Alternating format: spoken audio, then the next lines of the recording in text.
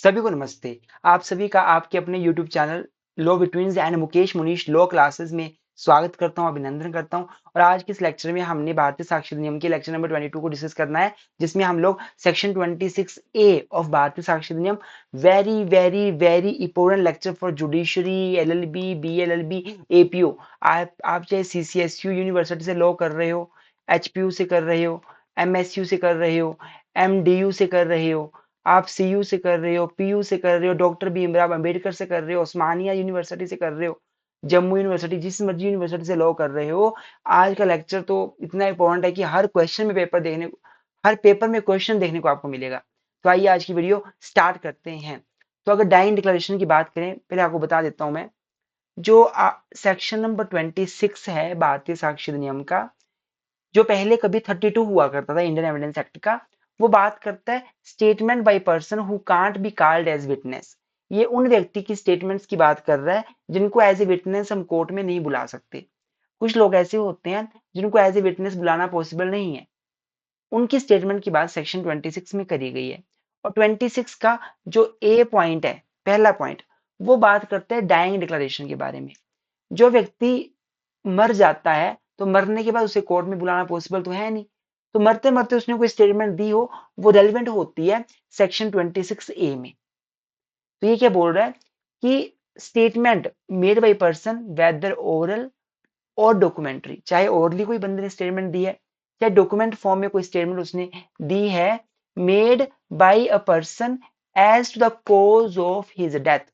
जब कोई व्यक्ति अपने मृत्यु का कारण बताते हुए कोई स्टेटमेंट बता देता है, जब कोई व्यक्ति उसकी मौत का कारण क्या है, उसको किसने मारा, इसको लेकर वो ओरली या डॉक्यूमेंट्री फॉर्म में कोई स्टेटमेंट देता है, या वो सर्कमस्टेंसेस बताता है कि उसकी डेथ क्यों हुई, क्या ऐसे सर्कमस्टेंसेस थे जिनमें उसकी डेथ हुई, उसको हम लोग डाइंग डिक्लेरेशन बोल देते हैं। और वो स्टेटमेंट रेलिवेंट हो जाती है। हम रेलिवेंसी ऑफ फैक्ट्स ही पढ़ रहे हैं ना, तो ये स्टेटमेंट रेलिवेंट हो जाएगी। वो व्यक्ति मर जाता है, उसे बाद में कोर्ट में बुलाया नहीं जा सकता, तो वो स्टेटमेंट रेलिवेंट हो जाती है। तो स्टूडेंट्स अब आगे चलते हैं। अगला पॉइंट है grounds by dying declaration admitted. क्यों हम डाइंग डिक्लेरेशन को एडमिट करते थे, ग्राउंड्स क्या है? पहला ग्राउंड है नेसेसिटी, जरूरत। देखो कभी कभी ऐसा होता है कि केस ऐसा होता है कि उस केस में हमारे पास केवल और केवल एक व्यक्ति जो मर गया, उसका ही एक स्टेटमेंट होता है, उसके आधार पर केस को आगे बढ़ा सकते हैं। उसके अलावा कोई डायरेक्ट एविडेंस नहीं होता, कोई सर्कमस्टेंशियल एविडेंस नहीं होता। तो क्योंकि जो व्यक्ति ने स्टेटमेंट दिया वो मर चुका है, और केवल वही हमारे पास एक सबूत है जिसको लेकर हम आगे बढ़ सकते हैं, तो इसलिए डाइंग डिक्लेरेशन को एडमिट किया जाता है। डेथ ऑफ डिक्लेरेंट, भाई जो डिक्लेरेशन देने वाला व्यक्ति था जिसने डाइंग डिक्लेरेशन दी, वो तो मर गया, उसकी डेथ हो गई। जब उसकी डेथ हो गई, डिक्लेरेंट की डेथ हो गई, तो हमारे पास और कोई ऑप्शन तो है ही नहीं, सिवाय उसकी स्टेटमेंट को एक्सेप्ट करने के, एडमिट करने के, हमारे पास तो कोई और ऑप्शन अवेलेबल ही नहीं है ना। तो ये भी कारण है डाइंग डिक्लेरेशन को एडमिट करने का, डाइंग डिक्लेरेशन को महत्व देना, क्योंकि व्यक्ति जिसने स्टेटमेंट दी थी वो मर चुका है। अब उसे कोर्ट में नहीं बुला सकते, उसके साथ क्रॉस एग्जामिनेशन हम लोग नहीं कर सकते। आगे नैमो मॉरिशर प्रिजेमेटर मेंट्री, जिसका मतलब होता है one who is about to die does not, one who is about to die does not believe to lie, believe to lie। जो व्यक्ति मरने वाला होता है ना, तो हम लोग ये मानते हैं कि उसने झूठ नहीं बोलना है। कोई व्यक्ति मरते मरते झूठ नहीं बोलता, चाहे वो जैसे मर्जी हो, लेकिन वो व्यक्ति मरते मरते सच ही बोलना चाहेगा। इन तीनों पॉइंट्स के आधार पर हम डाइंग डिक्लेरेशन को महत्व देते हैं। आप समझ गए डीडी होती क्या है? डीडी का सिंपल सा मतलब है, जब कोई व्यक्ति मरते मरते ओरली या डॉक्यूमेंट्री फॉर्म में अपने मरने का कारण बताया, औरों के मरने का कारण नहीं, डाइंग डिक्लेरेशन। मान ले बंदा बोलता मरते मरते कि राहुल का मर्डर रमेश ने किया, तो वो डीडी नहीं मान जाती। डीडी मतलब अपने मरने का कारण बता रहा है वो व्यक्ति, उसको डीडी बोला जाता है। तो ये तीन ग्राउंड्स हैं, इसलिए हम इसको एडमिट करते हैं। नाउ इंग्लिश लॉ और इंडियन लॉ की बात की जाए, इन दोनों में फर्क है। इंग्लिश लॉ की बात की जाए तो केवल और केवल क्रिमिनल केस में ही डाइंग डिक्लेरेशन रेलिवेंट होती है, और जब डेथ का केस हो तभी और तभी डाइंग डिक्लेरेशन रेलिवेंट होती है। लेकिन इंडिया की बात की जाए तो चाहे केस सिविल हो चाहे केस क्रिमिनल हो, दोनों केसेस में डाइंग डिक्लेरेशन को रेलिवेंट किया जाता है। चाहे पर्सन की डेथ को लेके केस हो चाहे पर्सन की डेथ को लेके केस ना हो, डीडी इज ऑलवेज रेलिवेंट। तो in case of English law, DD is relevant only in criminal case. In case of Indian law, DD is relevant in both civil and criminal case. English law की बात की जाए तो DD is relevant only in single instance of homicide, that is murder. England में जब किसी बंदे का मर्डर हुआ है और मर्डर जिसका हुआ है वो मरते मरते बोले कि मेरा मर्डर इसने किया, तभी रेलिवेंट डीडी मानी जाती है। पर इंडिया में ऐसा नहीं है। सुसाइड नोट्स आपने सुने होंगे। इंडिया में कोई व्यक्ति अपने सुसाइड का कारण बता रहा है कि मैं मरने जा रहा हूँ और मेरे सुसाइड का कारण मेरा पति है, मेरी माँ है, मेरा फादर है, मेरा ब्रदर है, मेरा ये बॉस है, ये स्टेटमेंट भी इंडिया में रेलिवेंट मानी जाती है। तो इंग्लैंड में तो बंदा का मर्डर किसने कर दिया और मर्डर करने के बाद वो बता रहा है कि मेरा मर्डर किसने किया, only then DD is relevant. It is DD, dying declaration. But India में कोई व्यक्ति मरते मरते अपना उसका मर्डर हुआ, मरते मरते वो बोल रहा है मेरे साथ किसने किया, तब तो वो रेलिवेंट है। अगर उसका सुसाइड किसने उसके साथ सुसाइड करने के लिए मजबूर किया किसी को और बंदा बोल रहा है कि मुझे सुसाइड करने के लिए इसने मजबूर किया, तब भी वो रेलिवेंट है। इंग्लिश लॉ की बात की जाए तो DD to be relevant must have been made in expectation of death. In expectation of death, अगर हम बात करें इंग्लिश लॉ की तो डाइंग डिक्लेरेशन तभी रेलिवेंट होगी जब व्यक्ति मरने वाला हो, उसको एक्सपेक्टेशन ऑफ डेथ हो। एक व्यक्ति को लगता है कि मैं मर जाऊंगा, वो बता रहा है, इंग्लैंड की बात कर रहा हूं मैं, इंग्लिश लॉ में, कि व्यक्ति को पता है मरने वाला हूं, मरते मरते वो बोल रहा है कि भाई मेरा मर्डर इसने किया, तो वो रेलिवेंट होगी। अगर उसको डेथ की एक्सपेक्टेशन नहीं है, वो कोई स्टेटमेंट दे रहा है, वो रेलिवेंट नहीं होगी इंग्लिश लॉ में। बट इंडिया में ऐसा नहीं है कि बंदा मरते मरते जो स्टेटमेंट देगा वही रेलिवेंट होगी। इंडिया में अगर बंदा, मान लो लड़की है, वो अपने मदर फादर को लेटर लिख रही है कि मेरे सास ससुर और मेरे हस्बैंड मुझे यहाँ पे दहेज के लिए प्रताड़ित कर रहे हैं, ताने मार रहे हैं, आप कुछ करके इनको गाड़ी दिला दो। उसके बाद फिर से बहू लेटर लिखती है अपनी माँ को कि इन्होंने मेरा जीना हराम कर दिया, आज तो इतनी बड़ी बात हो गई कि जो हमारा बेटा है उसके ऊपर भी हाथ उठा दिया। मतलब ऐसी ऐसी बातें वो बता रही है। एक दिन बहू मर जाती है, सुसाइड कर लेती है, पंखे से लटक जाती है। जितने भी लेटर बहू ने लिखे थे ना, वो लेटर जब लिखे तब उसको एक्सपेक्टेशन ऑफ डेथ नहीं थी, मैं मरने वाली हूँ, पर तब भी इंडिया में रेलिवेंट हो जाएगी। इंग्लैंड में रेलिवेंट नहीं होगी। इंग्लैंड में जो डेथ की एक्सपेक्टेशन में स्टेटमेंट दी है वही रेलिवेंट होगी, अदरवाइज रेलिवेंट नहीं होगी। इंडिया में ऐसा नहीं है। इंडिया में जो स्टेटमेंट्स उसने दी है, कल को बाद में डेथ होती है और जो सर्कमस्टेंसेस जो उसने पहले बताए थे वो सारे रेलिवेंट हो जाएंगे, चाहे उस टाइम पे एक्सपेक्टेशन ऑफ डेथ नहीं थी। इंग्लिश लॉ की बात की जाए तो इंग्लिश लॉ में ये जरूरी है कि स्टेटमेंट मरने से पहले कंप्लीट हो गई हो। एक व्यक्ति मरते मरते पूरी बात बताई कि उसको किसने मारा, अगर स्टेटमेंट हाफ होगी, जरूरी बात नहीं बताई होगी, तो इंग्लैंड में वो स्टेटमेंट इररेलेवेंट होगी, वो एडमिसिबल नहीं होगी। बट इंडिया में पूरी स्टोरी कंप्लीटली बताना जरूरी नहीं है।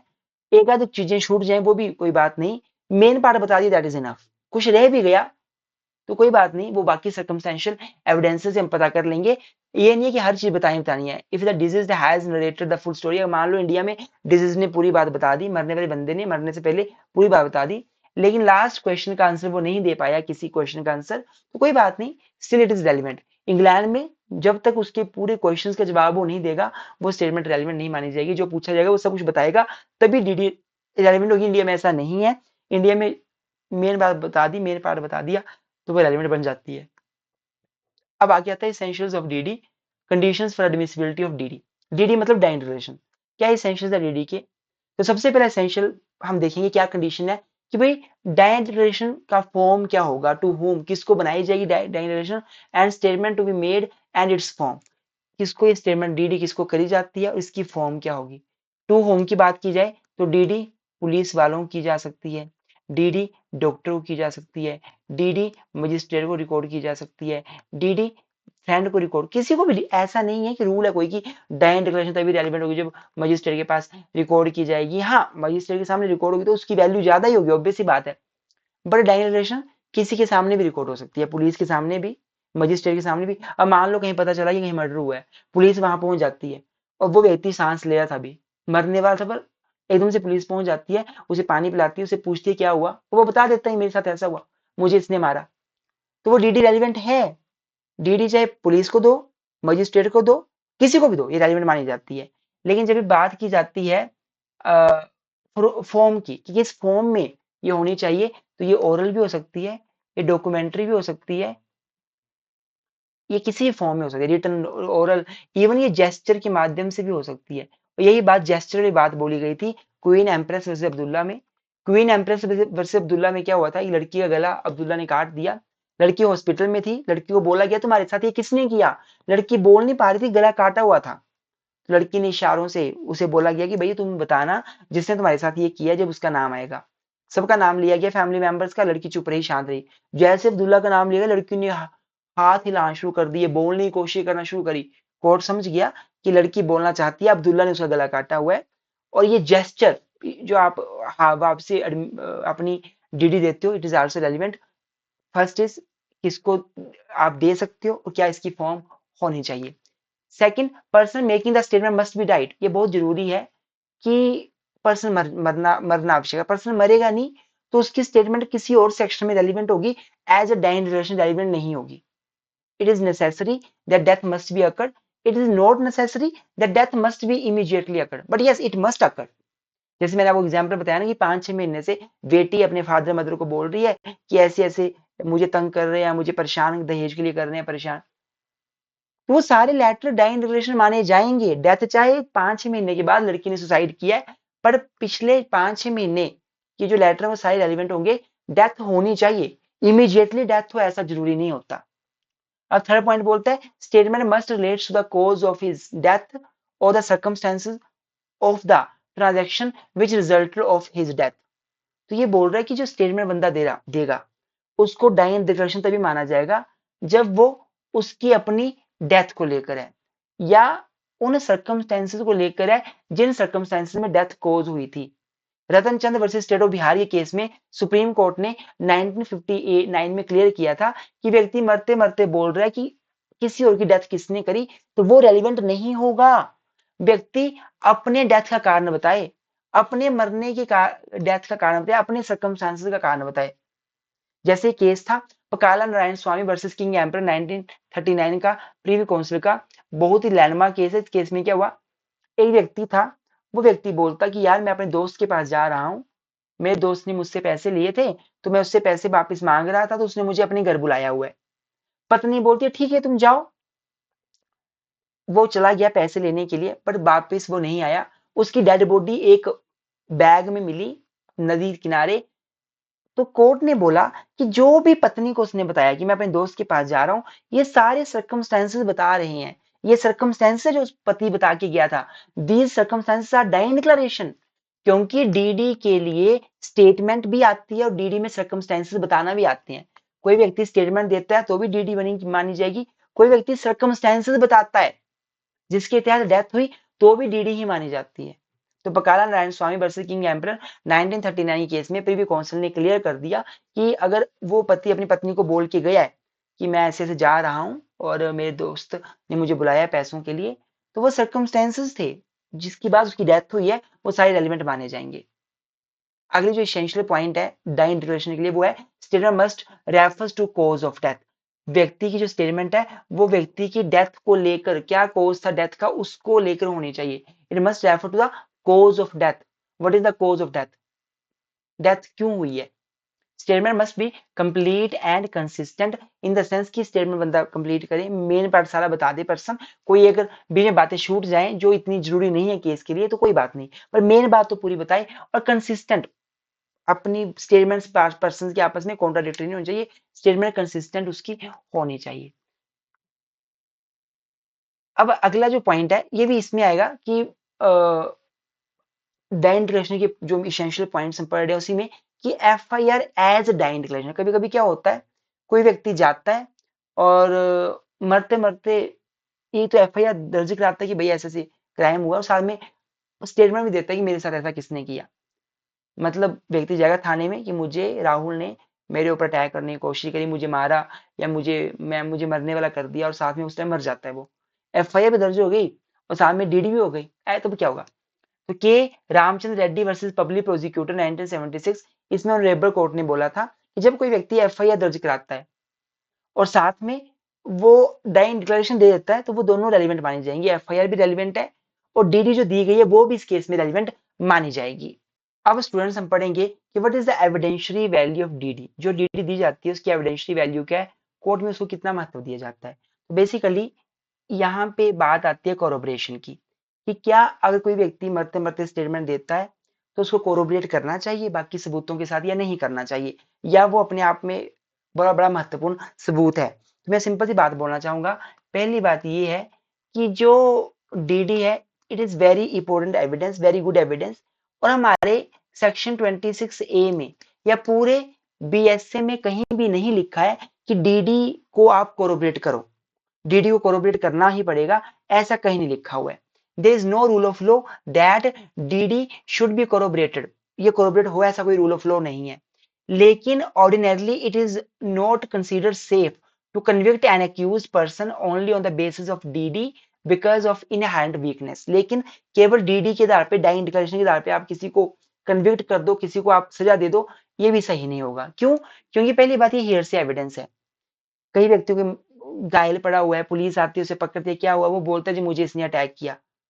वो बता रहा है पुलिस को मुझे मेरे ऊपर उसने अटैक किया, पक्का होना पता उसने अटैक किया नहीं किया, हियर से एविडेंस है, देखा तो है नहीं अपनी आंखों से पुलिस ने। क्योंकि ये हियर से एविडेंस है इसलिए माना जाता है कि कोरोबरेट करो आप चीजों को। Corroboration is necessary, corroboration is necessary कि आप आपस में कोरोबरेट करो चीजों को, क्योंकि कोरोबरेशन होगा तभी फायदा है। अकेला अगर व्यक्ति बोल रहा है कि मुझे उसने मारा, व्हाट्सएप जो वो बोल रहा है उस पर विश्वास कर लेंगे तो ये हियरसे एविडेंस है, और हियरसे एविडेंस वीक होता है, आपको पता है। स्टेट ऑफ कंफ्यूजन ऑफ डेक्लेरेंट, दूसरा पॉइंट है कि जो डेक्लेरेंट है, जो डिक्लेरेशन दे रहा है, वो कंफ्यूज हो सकता है, उसका स्टेट ऑफ कंफ्यूजन ये हो सकता है, डेक्लेरेंट कंफ्यूज हो सकता है इस बात के लिए बेसिकली, पता नहीं क्या हुआ होगा। मैं मान लो कोई व्यक्ति है वो घायल पड़ा हुआ है, उसके पास जाते हैं, उससे पूछते हैं तुम्हें किसने मारा, हो सकता है उसके माइंड में 50 लोगों की तस्वीर घूम रही है, वो कंफ्यूज है, वो किसी का नाम ले दे, वो बेचारा अपने घर बैठा हुआ था, वो किसी दूसरे अपने दुश्मन का नाम ले लेता है जबकि उसको मारा उसके दोस्त नहीं है। मतलब कंफ्यूजन भी पैदा हो सकती है बंदे के माइंड में। तो कहीं ना कहीं जब एक व्यक्ति मरने वाला हो, वो पहले से ही चोटिल है, तो वो किसी का भी नाम ले सकता है जो उसको लगता है, जो उसको प्रज्यूम हो रहा है, जो उसको इमेजिन हो रहा है, जो उसको लगता है मेरा दुश्मन है, वो उसका नाम ले देगा।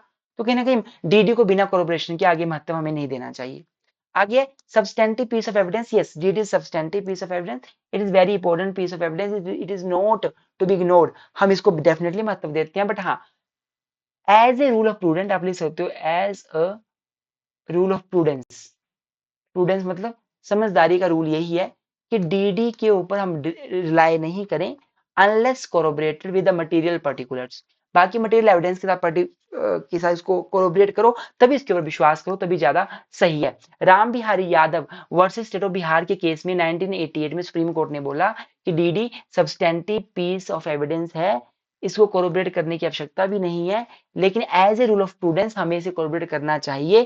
क्योंकि ऑब्वियस सी बात है, हम केवल किसी व्यक्ति, जो बंदा कंफ्यूज है, जो लास्ट टाइम पे अपने दुश्मनों को फंसा सकता है, जो मरते मरते अपने किसी दुश्मन का करियर खराब कर सकता है, उसको जानबूझ के फंसा, मैं तो डूबूंगा तुझे भी ले डूबूंगा, ऐसी सोच किसी की हो सकती है, तो कोई किसी को फंसा भी सकता है। इसलिए डीडी बड़ा महत्वपूर्ण एविडेंस है, यस इसमें डाउट कोई नहीं है, बिकॉज मरते मरते कोई व्यक्ति झूठ नहीं बोलेगा ऐसा माना जाता है, लेकिन उसको बाकी सबूतों के साथ भी कोरोबरेट करो कि भाई सच में जिसका नाम ये ले रहा है अपनी डीडी में वही बंदा क्रिमिनल होगा कि कोई और होगा, और as a rule of prudence आप इसको कोरोबरेट करो।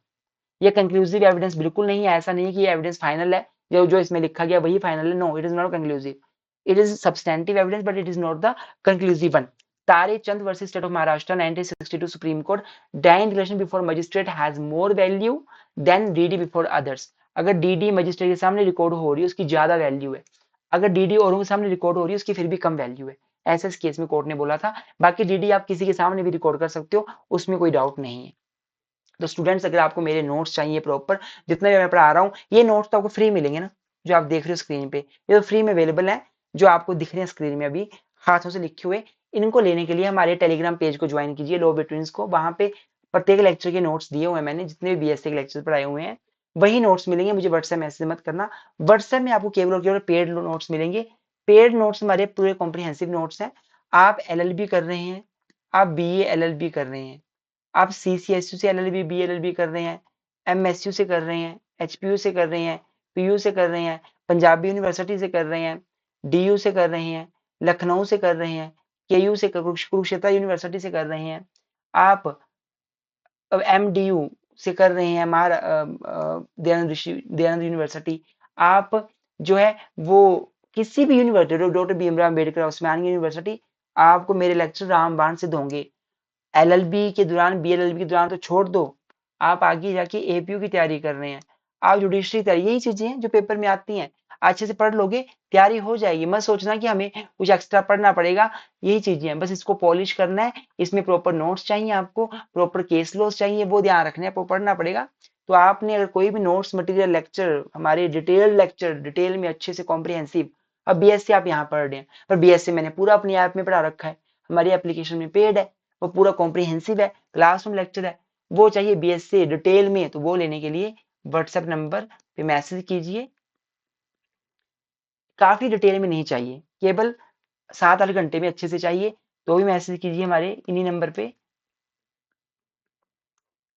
BSc पढ़ा रहा हूँ, BNSS, CPC, लैंड लो, एडमिनिस्ट्रेटिव लो, मुस्लिम लो, हिंदू लो, जूरिस्प्रूडेंस, कोई भी लो का सब्जेक्ट है, AIBE, LLM एंट्रेंस, आप हमारे साथ कॉन्टेक्ट कीजिए, आपकी जर्नी लो की बहुत आसान हो जाएगी। हमारा पढ़ाना कोई ऐसा नहीं है कि हम मजाक करके पढ़ा रहे हैं, हम बंदों को सीरियस वे में पढ़ाते हैं। मैं यहाँ नंबर दोबारा से लिख देता हूँ ताकि आपको 9864 92 276 and 9866,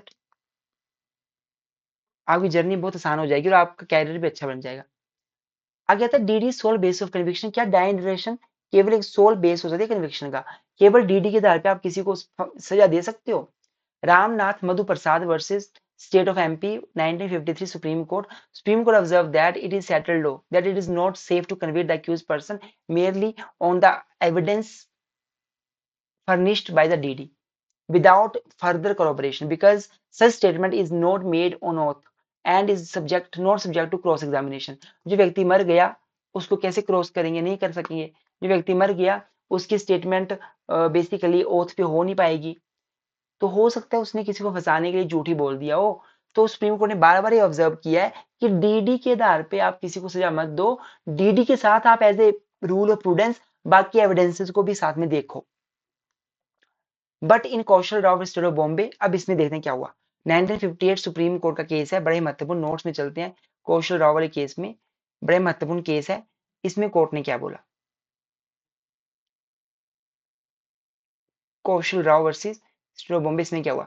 supreme Court lay down the following guidelines, देखो ध्यान से। सुप्रीम कोर्ट ने क्या बोला?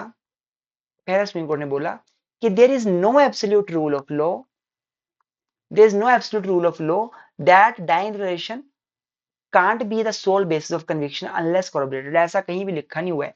मैंने स्टार्टिंग में आपको बता दिया था कि ऐसी बात तो आर्टिकल सेक्शन 26A में भी नहीं लिखी हुई है और पूरे BSc में कहीं नहीं लिखी हुई है कि corroboration की आवश्यकता है, ऐसा कहीं नहीं लिखा हुआ।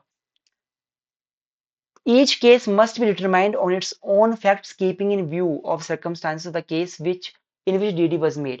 लेकिन हर केस में आपको केस के सर्कमस्टांसेस देखने पड़ेंगे जब DD बनाया गया। मतलब बेसिकली ये बोलना चाहता है कि वैसे तो हमारे लॉ में कहीं नहीं बोला हुआ है कि DD तभी महत्वपूर्ण होगी, तभी उसको महत्व दिया जाएगा जब वो कोरोबरेट किया जाएगा उसको, ऐसा नहीं लिखा हुआ। लेकिन फिर भी हम क्या करेंगे, हम हर केस में केस टू केस हम देखेंगे कि DD जो बंदे ने दी है उसको हमने कोरोबरेट करना है कि नहीं करना है। A DD is not a weaker kind of evidence than any other piece of evidence. It stands on same footing as any other piece of evidence। तो DD जो कोई weaker type of evidence नहीं है, इसकी value वैसी है जैसे बाकी अदर एविडेंसेस की होती है। A DD recorded by a competent magistrate is in a proper manner in the form of question and answer having more value। अगर DD आपके ना मजिस्ट्रेट रिकॉर्ड कर लेंगे तो उसकी ज्यादा वैल्यू हो जाएगी, अगर वो क्वेश्चन आंसर फॉर्म में रिकॉर्ड किए जाएंगे तो उसकी ज्यादा और ज्यादा वैल्यू बढ़ जाएगी। ऐसा सुप्रीम कोर्ट बोल रहे हैं DD के एविडेंशियरी वैल्यू के रिगार्डिंग। आगे लिखा हुआ है, if court after taking everything into consideration is convinced that DD is true, it is duty of court to convict notwithstanding there is no corroboration. देखो इन्होंने कोरोबोरेशन का कब कोरोबोरेशन की आवश्यकता नहीं है, पूरे इस केस में बताया गया कौशल राव में। वैसे तो भी जो ऊपर केस है रामनाथ माधव वाला, उसमें बोला गया कोरोबोरेशन बहुत जरूरी है, इसके बिना डीडी को महत्व मत दो। पर नीचे क्लियर कर दिया कि कब हम लोग डीडी को जस्ट बेस मान के किसी को कन्वर्ट कर सकते हैं, हमें कोरोबोरेशन की आवश्यकता भी नहीं है। वो तभी होगा जब मजिस्ट्रेट रिकॉर्ड करेंगे, जब क्वेश्चन फॉर्म में रिकॉर्ड होगी, जब किसी प्रकार कोई डाउट नहीं होगा, तब होगा, ऐसा होगा। अब लास्ट है, अगर डीडी पुलिस को दी जाएगी तो क्या होगा। स्टेट ऑफ कर्नाटका वर्सेस शरीफ के केस में 2003 में सुप्रीम कोर्ट ने बोला था कि पहली बात तो ये है कि डीडी आप जिस मर्जी के सामने दे सकते हो, ऐसा कोई रूल नहीं है कि डीडी मजिस्ट्रेट के सामने हो। हाँ, मजिस्ट्रेट के सामने हो तो ज्यादा वैल्यूएबल मानी जाती है। In the case statement was made to ASI, question arose that whether declaration is reliable or admissible in the court of law. Court held that DD is made to police can't be disregarded on the ground that it is made to police. There is no requirement of law that DD must be made to magistrate only. ऐसा कहीं नहीं लिखा हुआ कि magistrate के सामने होगी, it is not to be disregarded. तो स्टूडेंट्स, आज के लेक्चर के लिए इतना ही। Thank you so much. कोई भी डाउट हो कमेंट बॉक्स में कमेंट कर सकती हैं। प्लीज वीडियो को लाइक करके जरूर जाना, चैनल पे नए हो तो सब्सक्राइब करके किए बिना मत जाना। हमारा जो चैनल है मुकेश मुनीश लो क्लासेस, उसको जरूर प्यार देना अपना, अपने दोस्तों के साथ चैनल को शेयर करना। आपकी जर्नी चाहे एलएलबी कर रहे हो, सीसीएसयू से कर रहे हो, एमएसयू से कर रहे हो, पीयू से कर रहे हो, डीयू से कर रहे हो, लखनऊ से कर रहे हो, कुरुक्षेत्र से कर रहे हो, एनएलयू से कर रहे हो, किसी भी यूनिवर्सिटी डॉक्टर भीमराव अम्बेडकर से कर रहे हो, या किसी भी विश्वविद्यालय से कर रहे हो, हमारी बहुत हेल्प आपको मिलने वाली है। Keep supporting us. Thank you so much. Thank you so much.